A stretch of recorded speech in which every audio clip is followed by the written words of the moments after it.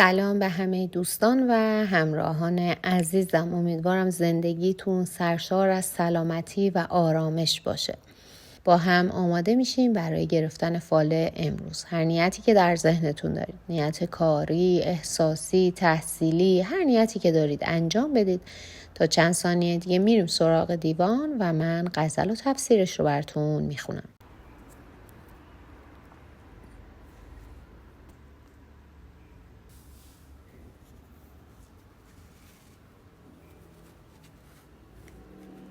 خب دوستان، اگر نیت هاتون رو انجام دادین با هم ببینیم حافظ امروز چه توصیه‌ای برای ما دارن. اگر به باده مشکین دلم کشد شاید، که بوی خیر ز زهد ریا نمی آید. جهانیان همه گر منع من کنند از عشق، من آن کنم که خداوندگار فرماید. طمع ز فیض کرامت مبر که خلق کریم، گنه ببخشد و بر عاشقان ببخشاید. مقیم حلقه ذکر است دل بدان امید، که حلقه ای ز سر زلف یار بگشاید. تو را که حسن خدا داده هست و حجله بخت، چه حاجت است که مشاطعت بیاراید. چمن خوش است و هوا دلکش است و می بی غش، کنون به جز دل خوش هیچ در نمی باید. جمیله است عروس جهان ولی هوش دار، که این مخدره در عقد کس نمی آید. به لابه گفتمش ای ماه رخ چه باشد اگر، به یک شکر ز تو دلخسته‌ای بیاساید. به خنده گفت که حافظ خدای را مپسند، که بوسه تو رخ ماه را بیالاید. خب دوستان، باید بگم این غزل حافظ با یک رگه های عرفانی و در کمال پختگی ایشون سروده شده. این غزل مربوط به سالهای آخر شاعری حافظ هست و با ملامت کردن ریاکاران شروع میشه. اگر همه انسان‌ها اون رو از عشق منع بکنن، حافظ بدون توجه به اونها فقط به گفته دوست عمل میکنه. اما در تفسیر این غزل حافظ میگه به نظر میرسه شما بیش از حد نگران مسائل ظاهری و مادی دنیا هستید. حافظ بهتون توصیه میکنه که نگران مال و ثروت دنیا نباشید. شما برای آرامش بیشتر به دعا و توکل به خدا احتیاج دارید.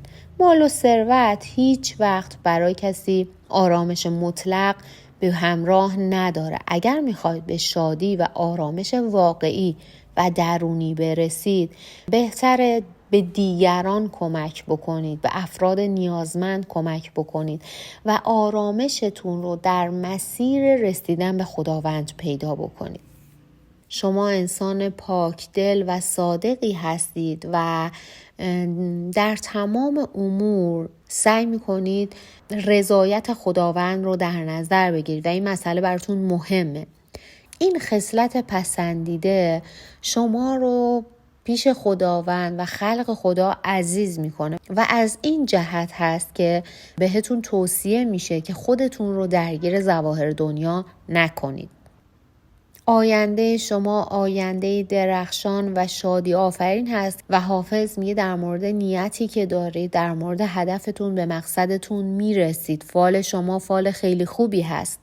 زمانی که به هدفتون رسیدید خدا رو شکر کنید و یادتون باشه که خدا بهتون کمک کرده که به نیت و خواسته قلبیتون برسید و این رو نباید فراموش بکنید. و حافظ میگه خودتون رو آماده بکنید که باید اقدامات مهمی بکنید. مشکلات سختی رو باید از سر راه بردارید و در واقع راه آسونی پیش روتون نیست. جایی برای نگرانی وجود نداره. با کمی تلاش، با کمی دقت و اراده میتونید به موفقیت برسید. اما رسیدن به موفقیت هم کار ساده‌ای نیست. دوستان، اگر نیت ازدواج یا طلاق داشتید، باید بگم ازدواج براتون عملی میشه، اما در حال حاضر طلاق صورت نمیگیره و زمان مناسبی نیست. در مورد دوستانی که نیت خرید و فروش داشتن، باید بگم هر دو براتون سودآوره. و اگر نیت تغییر شغل و تغییر مکان هم داشتید، باید بگم این اتفاق هم براتون خواهد افتاد.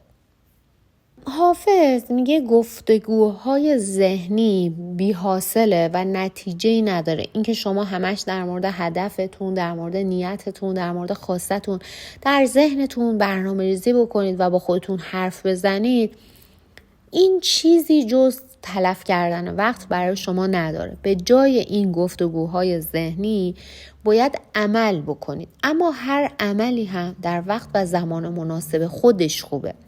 قصه بیهوده نخورید، بهتره تصمیم نهایی رو بگیرید و همونطور که گفته شد اقدام بکنید.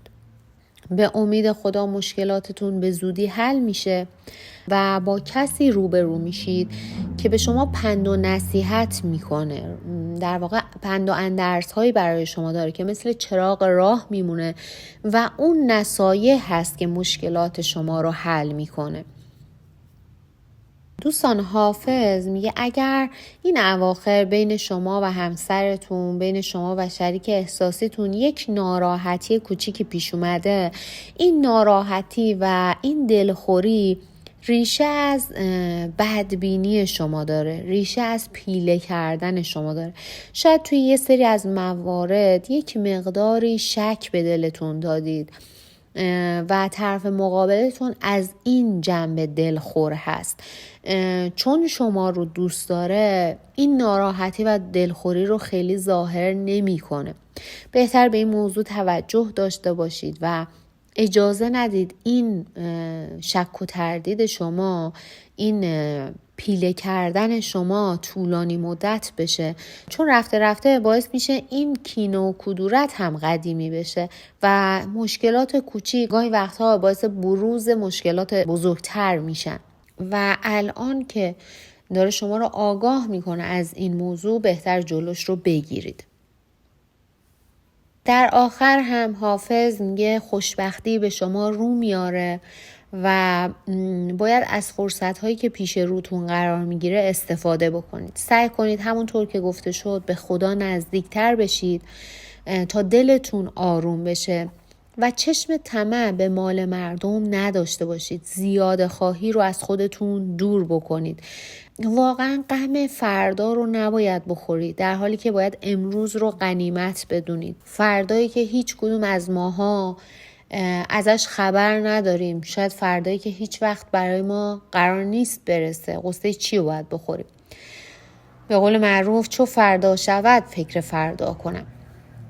امروز رو غنیمت بدونید، امروزتون رو دریابید. سعی کنید این فرصتی که در اختیارتون قرار گرفته رو به بهترین شکل و شادترین شکل ممکن استفاده بکنید. قدرش رو بدونید تا برای فرداهاتون بتونید برنامه ریزی بکنید و امیدوار باشید، اما حسرت و حرص مال دنیا رو نخورید. رفقای جان، ممنونم که تا پایان این فال با دل و جان همراه بودید. حافظ زبان دل هاست. هر بیتش نوری برای دلهای جویای معنا. اگر این فال با حال دلت همراه شد، بدون که یک نشونه است. نشونه ای از آسمون دلت. دعوتت میکنم فالهای دیگه کانال رو هم ببینی. هر کدومشون قصه ای دارن. پیامی، نوری، یا شاید پاسخی که مدت هاست دنبالش بودی. فراموش نکن تو لایق آرامشی که حافظ همیشه در غزلهاش ازش صحبت میکنه. تا دیدار بعد، با دلی سبک، نیتی روشن و امیدی در دل، بدرود.